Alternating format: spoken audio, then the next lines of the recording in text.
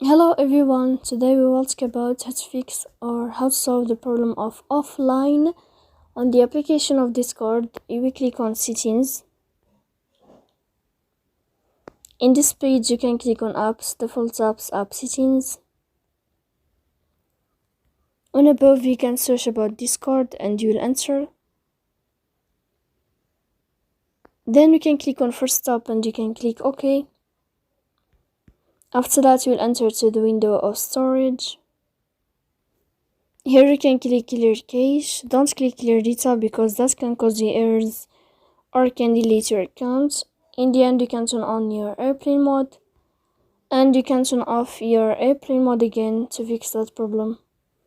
So please don't forget to support us by like and subscribe.